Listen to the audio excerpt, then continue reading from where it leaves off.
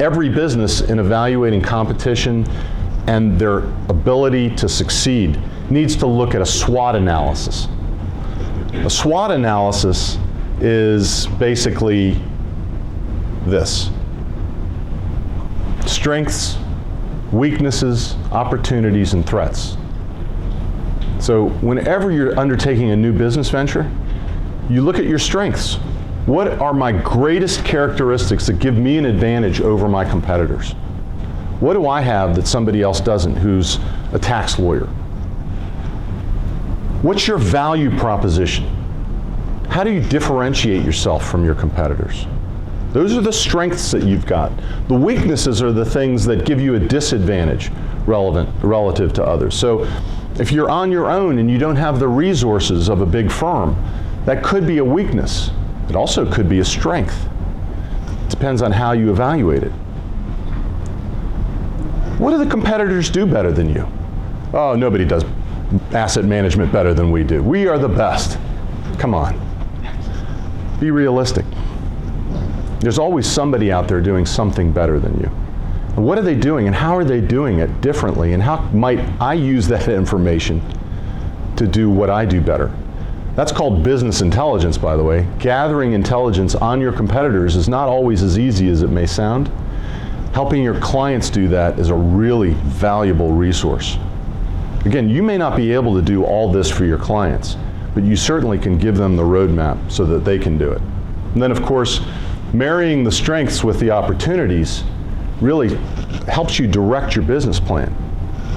Work to your strengths and work to the opportunities. Help your clients work to their strengths and work to their opportunities, and minimize the weaknesses and the threats. Back in 1991, I was a young attorney. I'd been practicing for about 6 years at that time. And I had an opportunity to work with a company here in Reston at 1861 Wheelie Avenue.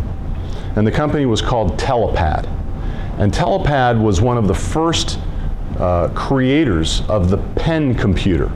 So today, you know, you have a device, you write on it, it recognizes your handwriting, the iPad, it's ubiquitous. Samsung has these devices, everybody has them. But in 1991, there were only 2 companies in the United States that had manufactured this type of technology. One was Telepad here in Reston, and the other was a company called Grid out on the West Coast. Grid ultimately got acquired by a company that became Palm. Palm created the Palm Pilot, and you know what happened next, right? Telepad was trying to create all this cool technology with a great vision. The visionary, the guy was, his name was Scott Dankman. He changed his name, it's something strange today, but the guy could see, he's a visionary, he could see the future. And what was so cool about it was he knew that this was going to be coming down the pike. Problem was, the technology didn't exist at that time. So their strengths were they had the vision, they knew what was going to happen in the future. But the threat and the weaknesses were they didn't have the money. We took the company public, and we raised a bunch of money in the public markets, and then we raised money in the private markets. But eventually they ran out of money because they also tried to be their own manufacturer. And when you try to be your own manufacturer without any experience in manufacturing, that means you have to go out and hire somebody to do the manufacturing. So we went out and hired IBM, which was probably one of the greatest computer manufacturers of all time. It's no longer in that business, but it was at that time. We hired IBM, and we were really a small potato for them. And they really didn't care very much about us. And we had to pay them a lot of money to do the manufacturing.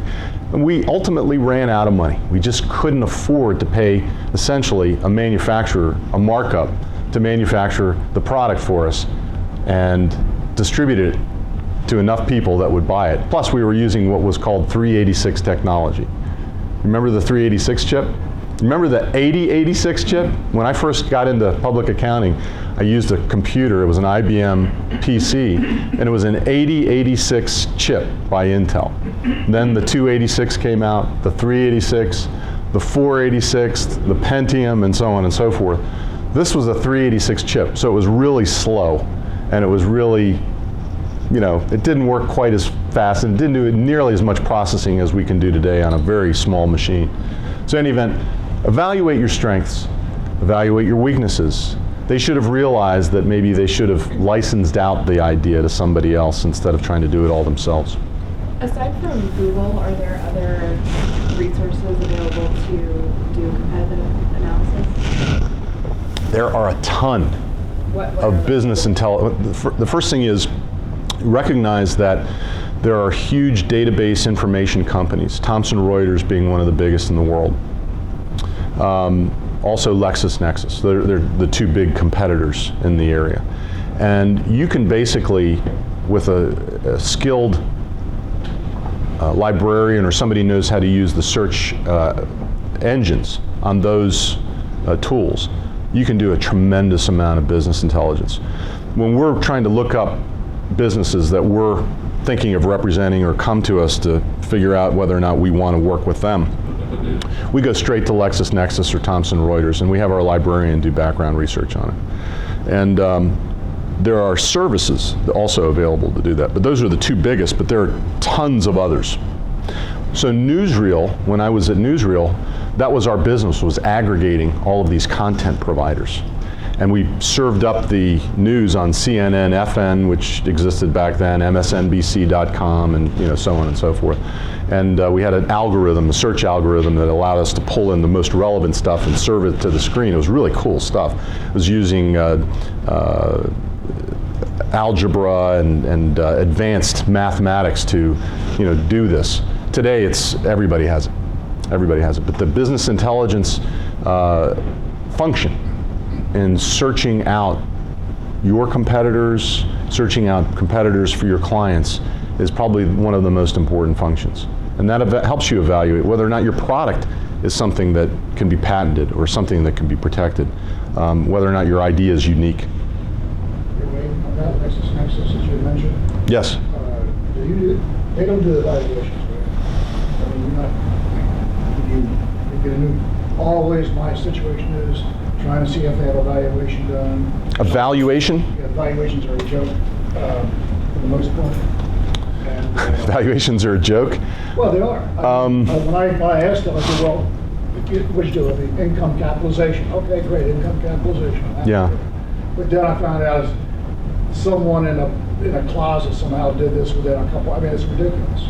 So. Well, you've got a jaundiced view of valuation experts. I work with valuation experts pretty much every day, and there are some really good ones and some really not so good ones. And the really good ones draw on a database of comparable companies or comparable businesses, and those databases do exist, and you have to pay for them. Some are very, very expensive. But the idea is, how up-to-date is your information? How comparable is your information? It's like, I had a client come to me yesterday, and they were telling me about a property that they own on the Pamlico Sound in North Carolina, and they needed an appraisal on the property. And they went to an appraiser, and the appraiser said, well, there are no comparables within 200 miles of here, compared to your property, because they built a family compound that has a swimming pool, and it's a really upscale piece of property, whereas everything else are, not quite as upscale. They're either really old mansions that were built. So the question is, how do you come up with a value? You're right. It may be very subjective, very artistic in the way they derive the value, and then again, there may be an easier way of doing it, particularly if it's dealing with real estate that's being leased. So income capitalization is the method. Capitalization of earnings is the way we try to value office properties or shopping centers, but it may not be an easy to value asset, like an asset that is a piece of technology that might enable you to do something very great in the future, but you don't have any contracts on it yet. So I had this come up with another client. We were trying to value a business where they had created an add-on to McAfee, which is the security company that does a lot of security software for the internet and for network administrators. They came up with an add-on that was really unique. We had to value it because we were spinning it off into a separate entity. We had no way of valuing it, because there was no income being generated at the time.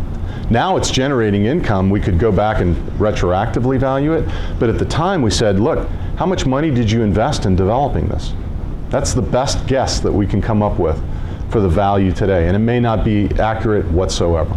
So valuations are derived from business intelligence. Valuations are an important part of the overall determination of infrastructure, of competition, and what your business is worth.